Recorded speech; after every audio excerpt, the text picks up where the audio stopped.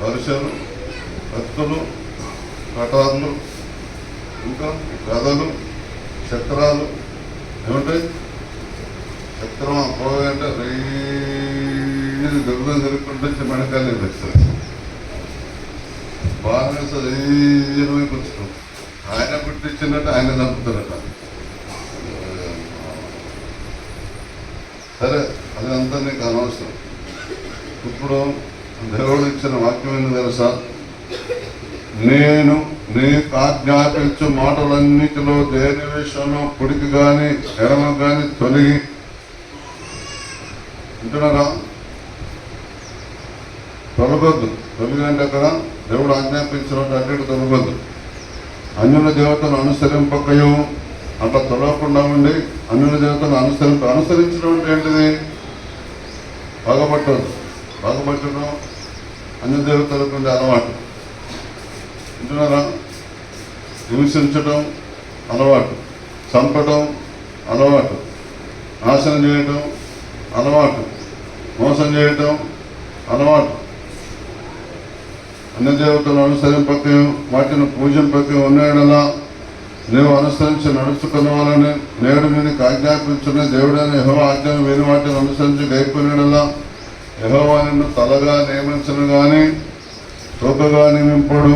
నువ్వు పైవాడవుగా ఉంది కానీ కింది వాడవుగా ఉండవు. అంటే ఎప్పుడు కూడా తలంచుకున్న పరిస్థితులు, ఓడిపోయే పరిస్థితులు నీకు రానే రాదు. లేగా కనుక దయచేసి ఎప్పుడు అన్నదేవతను అనుసరించకుండా ఉంటే, కీడుకు ప్రతికీడు చేయకుండా ఉంటే, దూషణకు ప్రదూషణ చేయకుండా ఉంటే నీకు సిగ్గుపడే పరిస్థితులు రావు, తలంచుకునే పరిస్థితులు రావు. కిందివాడుగా ఉండవు, ఓడిపోయేవాడుగా ఉండవు, పైవాడుగా ఉండవు, గెలిచేవాడుగా ఉంటున్నారు. ఎక్కడనేది నువ్వు దేశంలో కాదు, ప్రపంచం నువ్వు ఎక్కడ తిరిగినను అని రాజుల మొదటి గ్రంథంలో 2వ గ్రంథం మొదటి గ్రంథంలో 2వ అధ్యాయం 1, 2, 3 వచ్చిన రాజులు చదవండి. మొదటి గ్రంథం 2వ అధ్యాయం 1 నుంచి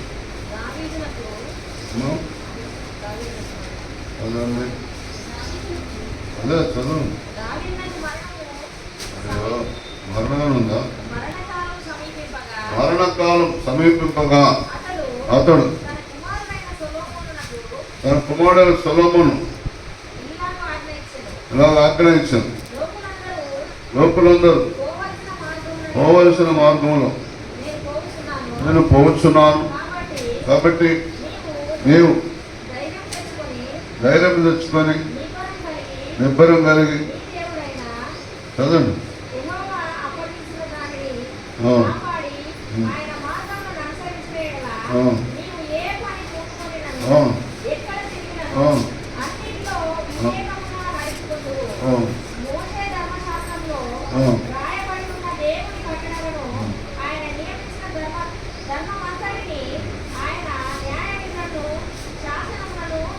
లేదుగా మనం ఎక్కడ తిరిగినా ఏ పని పూనుకున్నా కూడా దేవుడు అన్ని వివేకంగా, అంటే లాభకరంగా, వివేకంగా, అంటే మనకు ఏ కీడు నష్టం జరగకుండా, అవమానం జరగకుండా ఏ పనైనా మనకు ఏమన్నా చేయి. అయ్యగారు నేను దుకాణం పెట్టుకోవచ్చునా, బోర్ వేసుకోవచ్చునా, ఇల్లు కట్టుకోవచ్చునా, ఆటో కొనుక్కోవచ్చునా, లారీ కొనుక్కోవచ్చునా, టాటా ఏసీ కొనుక్కోవచ్చునా, కూల్ డ్రింక్ దుకాణం పెట్టుకోవచ్చునా, బోళ్ళు అమ్ముకోవచ్చునా, ఉల్లిగడ్డలు అమ్మవచ్చునా, ఎల్లిపాయలు అమ్మవచ్చునా, అల్లం ఎల్లిపాయ అమ్మవచ్చునా, బిల్డింగ్ కట్టవచ్చునా. ఎవరు చెప్పేందుకు మీకు అన్ని ఎన్ని అనుమానాలకి ఎవరు లోపల పెట్టిన ఎవరు? అరే నువ్వు నీతిగా న్యాయంగా నడు, అన్ని దేవతలను అనుసరించకు, వాటిని పూజించకు, దేవుడికి ఆజ్ఞాపించిన ఆచార్యంటూ తెలుసుకున్న ప్రకారం నడు. నువ్వు ఎక్కడ దిగినా ఏ పని అనుకున్నా వివేకంగా ప్రవర్తిస్తావు. లాభకరంగా ఉంటుంది, జీవనకరంగా ఉంటుంది, సంతోషకరంగా ఉంటుంది, తలెత్తుకుంటేటుంటాం. భూమి కొనుక్కున్నాం, ఆ భూమిలో 10 బాయిలు ఇస్తుంది కదా, నీళ్ళు పడలేదు.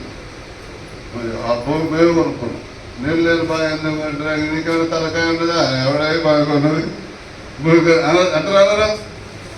అంటారా అంటారా కోళ్ళపారం లక్షల కోళ్ళు ముగ్గురు నలుగురు ఆ పారాలల్లో ఆ షెడ్లల్లో అందరూ లాస్ అయిపోయారు క్రైస్తవుడు వచ్చాడు నీకైనా తలకాయ ఉన్నదా ఇప్పుడు వరకు 5 6 ఇద్దరు కొట్టేసుకొని పోయారు నువ్వు వచ్చావు మన కోళ్ళపారం పెడుతున్నావు. క్రైస్తవునికి నిజమైన భక్తులకి లోకంలో ఎవరు ఏం చేస్తున్నారు, నష్టం ఎవరు కలిగిస్తున్నారు, ఎందుకు వస్తుంది, లాభం ఎందుకు వస్తుంది అంతా తెలిసి ఉంటుంది. అమ్మ కూడా అంత తెలిసి ఉంటుంది. వాళ్ళు పెడచని పెట్టి మామూలు కోర్టు కాదు, హైదరాబాద్ నాగంలో పెద్ద లక్షల కోట్లు అనమాట. కొలప 1 లక్ష 2 లక్షలు కదా, 4-5 లక్షలు 5 లక్షల కోట్లు ఒకేసారి అందరూ లాస్ అయిపోయారు. ఆ షెడ్లు తీసుకుని కిరాయి తీసుకున్న అందరూ. హైదరాబాద్లో చుట్టుపక్కల అన్ని పల్లెటూళ్ళు ఒక 400-500 గ్రామాలు అయితే హైదరాబాద్ ఇప్పుడు అందరికి ఎకరాలు భూమి ఉంటే షెడ్లు కట్టి కిరాయిలకు ఇస్తారు. ఫ్యాక్టరీలకు కానీ షెడ్లు కడితే ఎప్పటికి ఉంటుంది, కిరాయిలు వస్తుంది, పంటలు ఏం పండుతున్నాయని కోళ్ళ పారాలకు వాళ్ళకి వీళ్ళకి కిరాయిలకు ఇస్తారు, గోదాములకు కిరాయిలకు ఇస్తారు. వింటున్నారా? లేలుయా, జాగ్రత్తగా వినండి. మరి వాళ్ళకు లాభం వచ్చింది. అంతకుముందు 4 నష్టపోయారు, మరి లాభం వచ్చింది. కారణం ఏంటిది? భక్తి పరులు అంతే, దేవుని పద్ధతుల్లో నడుచుకుంటారు అంతే, తేడా ఏం లేదు. ఇక మీరు అయ్యారు మేము ఇంకెప్పుడు బాగుపడతాం, మాకు ఏం అర్థం కావట్లేదు, మాకు ఏం పని జరుగుతుంది. నువ్వు ఏ పని కొనుక్కున్నా ఎక్కడ తిరిగినా అంటాడు. లాభమే లాభం. లేలుగా అసలు చేయకండి. దేవుడు మనం ఎన్నుకున్నాడో తెలుసుకున్నాడో దేవునితో సంబంధం కలిగి ఉండండి. ఉంటున్నారా? నువ్వు పైవాడు కానీ కిందివాడుగా ఉండవు అని దేవుడే అంటున్నాడు.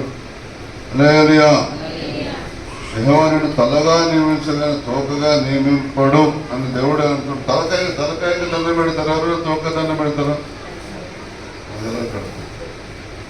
తలకాయకి దండం పెడతారు, తోకగా దండం పెడతారు.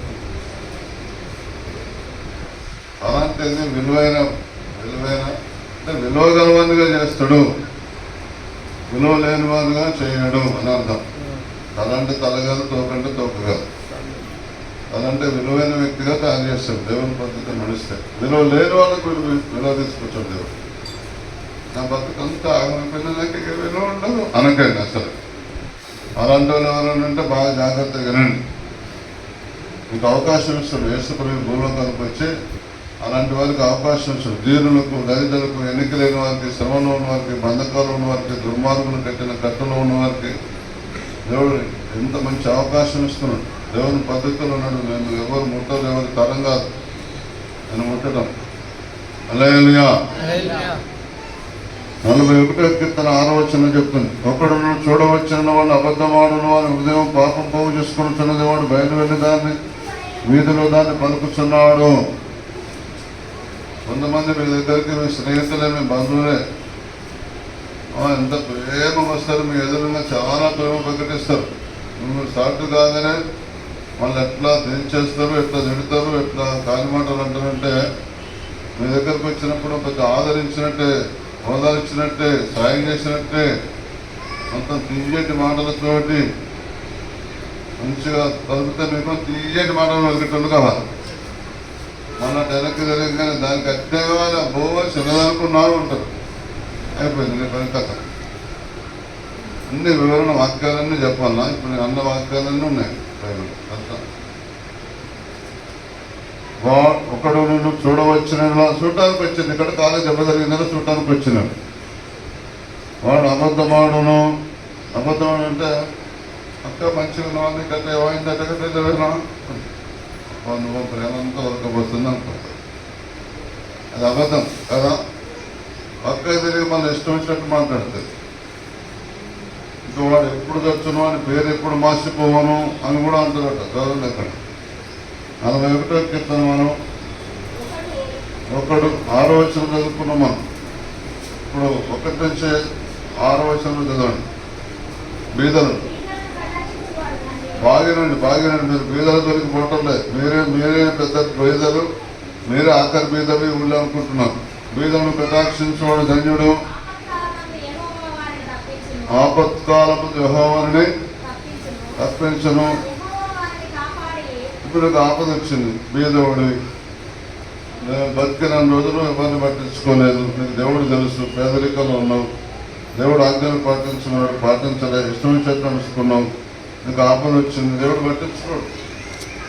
ఎందుకంటే నువ్వు మంచుకున్నప్పుడు ఎవరిని పట్టించుకోలేదు కాబట్టి మీకు ఆపద వచ్చినప్పుడు దేవుడు పట్టించుకోడు. బీదలను కటాక్షించేవాడు ధన్యుడు, ఆపత్కాలం ఎవరిని తప్పించిన యెహోవాని కాపాడి బతికించిన భూమి మీద వాడు ధన్యుడు. వాడు శత్రురించుకుని వారిని అప్పగింపు, రోగక్షయమైన యెహోవాని ఆదరించిన, రోగము కలుగా నీవే వారిని స్వస్థపరచుదువు. ఇప్పటి వరకు ఇదొక కథ, ఇది అయిపోయింది. తర్వాత 4వ వచనం నుంచి యెహోవాని దృష్టి ఎదుట నేను రోగానికి రావడానికి కారణం ఏంటి? పాపం చేస్తున్నాను, నన్ను కరుణింపు, నా ప్రాణమును స్వస్థపరచమని మనవి చేసి ఉన్నాను. అయితే నా శత్రువు నరసమే చెడ్డ మాట్లాడుతున్నాడు, వాడు ఎప్పుడు చచ్చును, వారి పేరు ఎప్పుడు మార్చుకోని చెప్పుకొంటున్నారు. ఒకడు నన్ను చూడవచ్చిన వాడు అబద్ధమాడును, వాడి హృదయం పాపమును పోగు చేసుకొనిచున్నది, వాడు బయలు వెళ్ళి దాని వీధిలో పలుకుతున్నాడు. అతను మిమ్మల్ని చూడటానికి వచ్చిన వాళ్ళు అబద్ధాలు ఆడుతున్నారు. ఇంకా పైనుంచి వాడు ఎప్పుడు చేస్తున్నావు, అది ఎప్పుడు చేస్తుంది, దానికి బీడబోతుంది అని కూడా అంటున్నాను.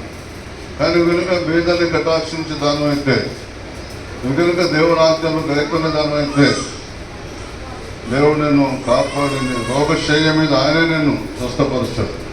రోగము కలుగా నీవే నన్ను స్వస్థపరచును. హాస్పిటల్ కాదు, దవాఖాన కాదు. హల్లెలూయా.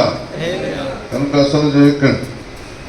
102వ కీర్తన 17వ వచనంలో చెప్తుంది, ఆయన దిక్కులేని దళితుల ప్రార్థన నిరాకరింపక వారి ప్రార్థన వైపు తిరిగి ఉన్నాడు. చూసిన ఆయన దిక్కులేని దీన దరిద్రుల ప్రార్థన నిరాకరింపక వారి ప్రార్థన వైపు అని జరుగుతాడు. మనం అసలే దిక్కులేని దరిద్రులం, మనకు ఆపద వచ్చింది, ప్రార్థన చేస్తాం, వెంబటే దేవుడి ప్రార్థన వింటాడు. కానీ మీరు దేవుడి పద్ధతిలో నడవాలి.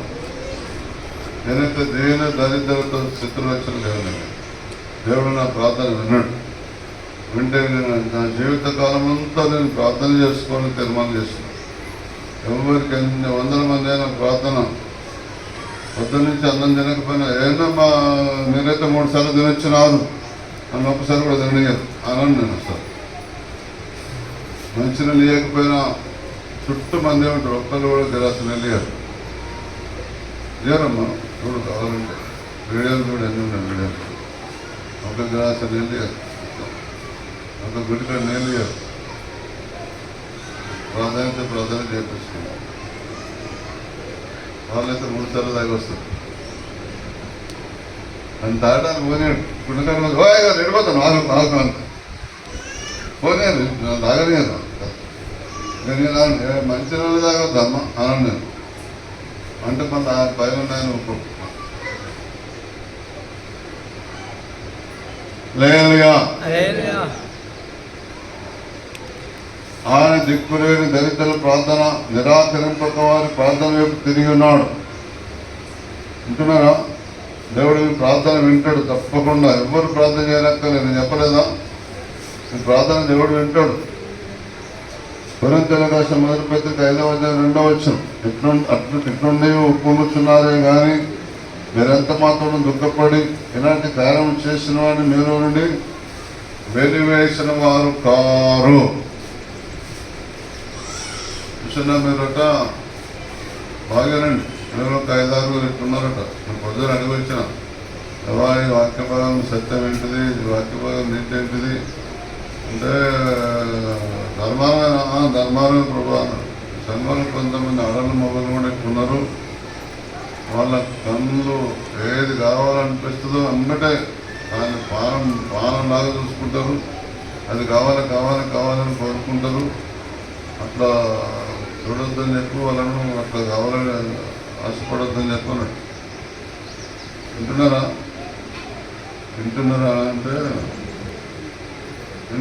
అంటే ఇంకా అన్ను చాలా బలహీనమైనవి ఉంటాయి.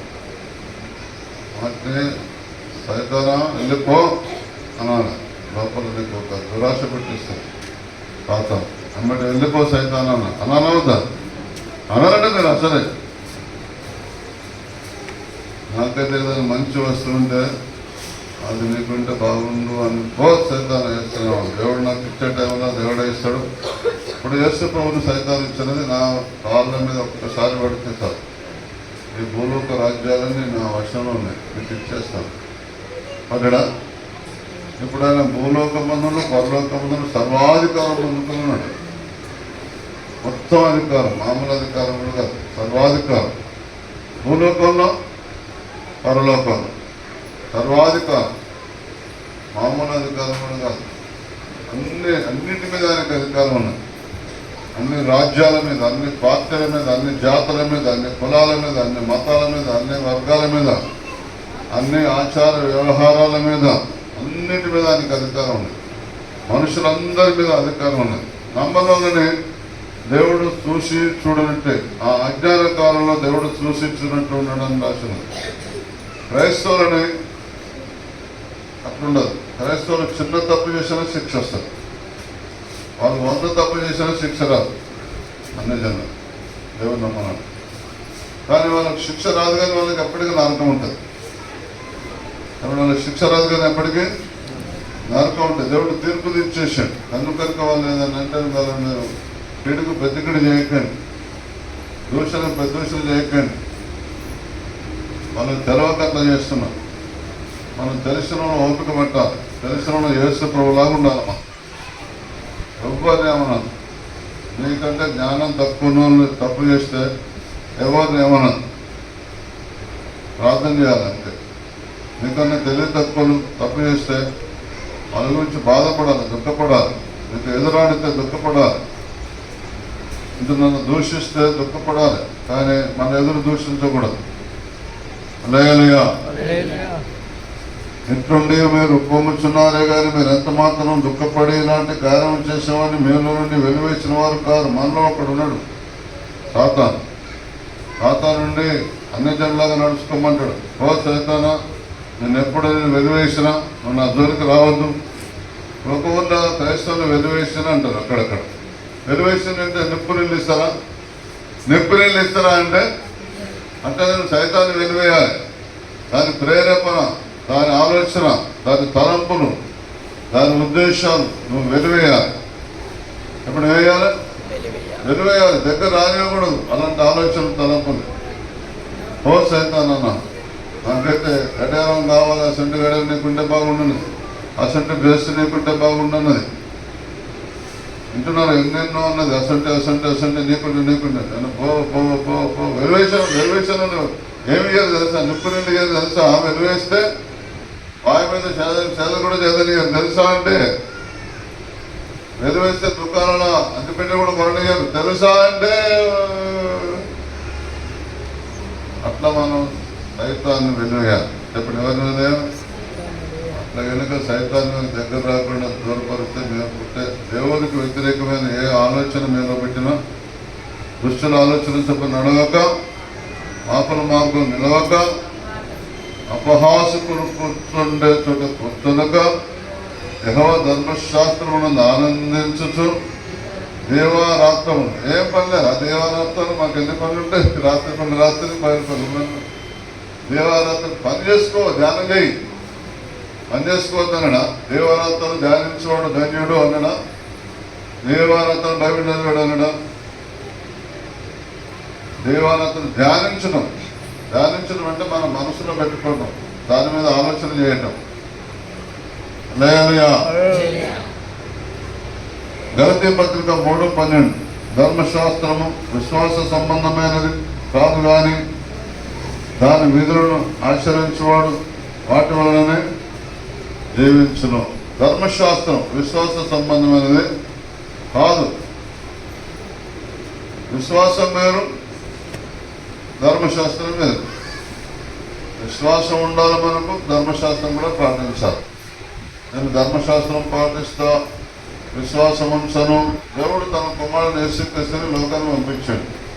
ఆయన నమ్మితే మీకు విశ్వాసం ఉన్నట్టు, ఆయన నమ్మకపోతే నేను దశమాగా ఇస్తూనే ఉంటుంది, పదాజ్ఞలు పాటిస్తూనే ఉంటుంది.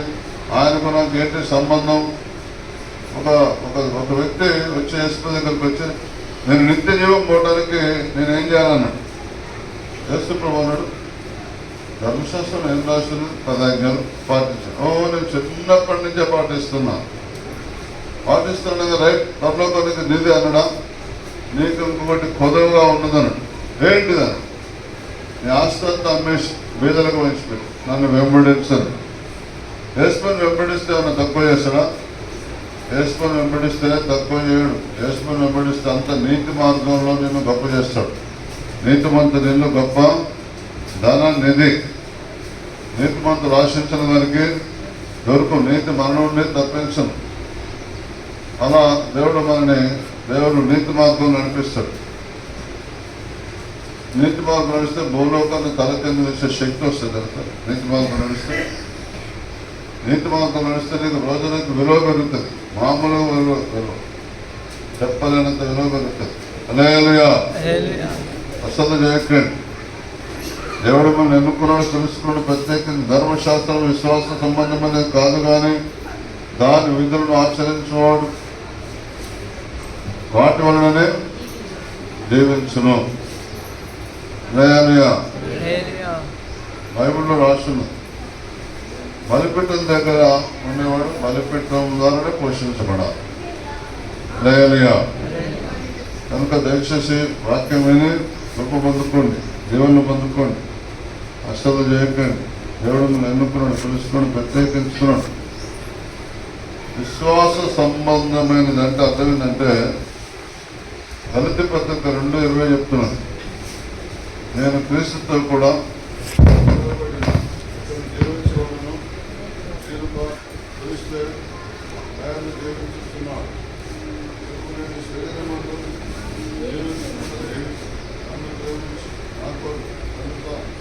అప్పగించుకున్న దేవుని కుమారుని విశ్వాస మూలంగా జీవించుతున్నాను. హల్లెలూయా. గలతీ 2:20 ఏం చెప్తున్నది? నేను క్రీస్తుతో కూడా సిలువబడి ఉన్నాను. అది విశ్వాసం. నేను క్రీస్తుతో కూడా సిలువబడి నీకు జీవించడం నేను, అది విశ్వాసం. క్రీస్తే నా యందు, అది విశ్వాసం. ఇప్పుడు శరీరం మందు జీవించిన జీవితం నన్ను ప్రేమించి నా కొరకు తను తాను అప్పగించుకున్న దేవుని కుమారుని విశ్వాసం మూలంగా. విశ్వాసం మూలం అంటే అర్థమైంది, ఒక నమ్మకం పెట్టిండు, నాకు అప్పు తీరుతుందని సేవ చేస్తున్నా, అప్పు తీరింది, విశ్వాసం. అది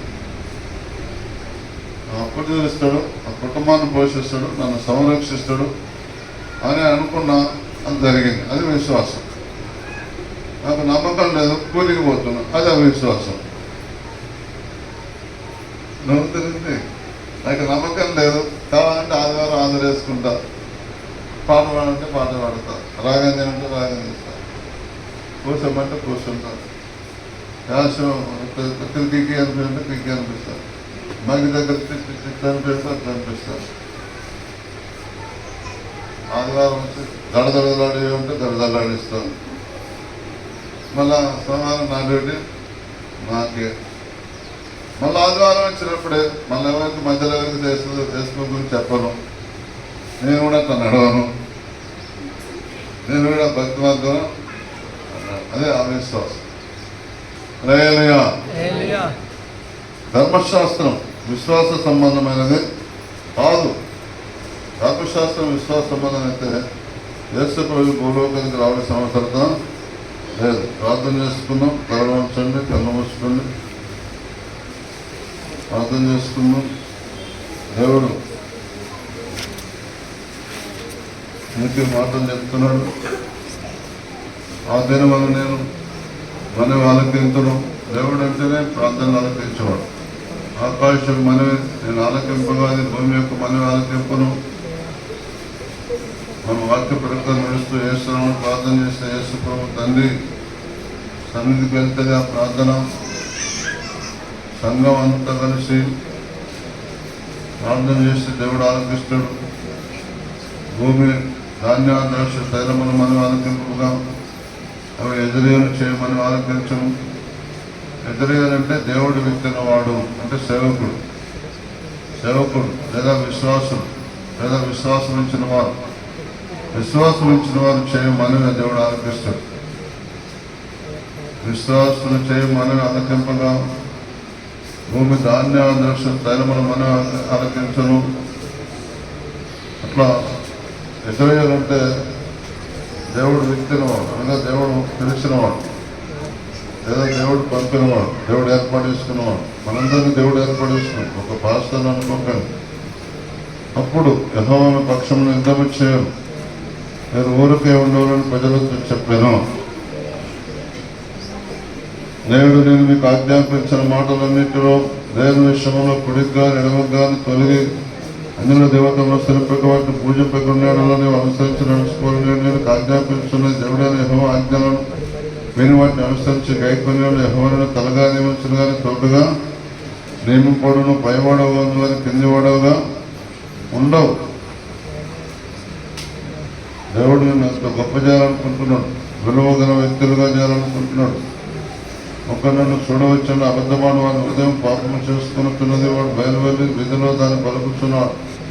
వెనుక దేవుడు వేదన కటాక్షించవాడు దాన్ని ఆపత్కాలంలో యెహోవాని కాపాడున్నాడు. నువ్వు వెనుక దేవుడు మాట చెప్పిన మాట చేస్తుంటే ప్రకారం నడుస్తుంటే నీకు ఏ ఆపద వచ్చినా దేవుడు కాపాడుతాడు.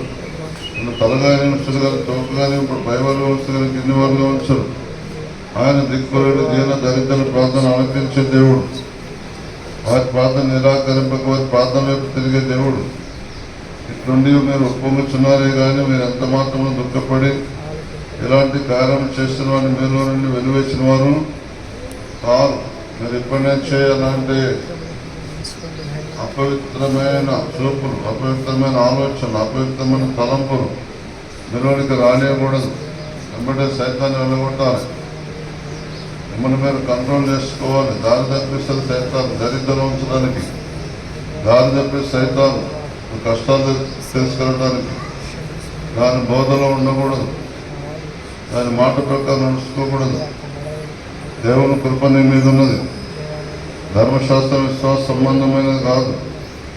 దేవుడు చెప్పిన మాట నడిస్తే, ఇప్పుడు యేసు చెప్పిన మాట, పరిశుద్ధాత్ముడు చెప్పిన మాట ప్రకారం నడిస్తే నీకు విశ్వాసం ఉన్నాడు. దీన్ని పడిచోని పడితే నీకు విశ్వాసం లేనట్టు. ప్రార్థన చేసుకున్నాం. మన మధ్యలో నేను ఎవరైనా ప్రేరేపించబడిన ఆలోచన చేయకుండా చేయండి. ప్రార్థన చేసుకుందాం. మధ్యలో ఉన్న తిమోతి గారు ప్రార్థన చేస్తారు.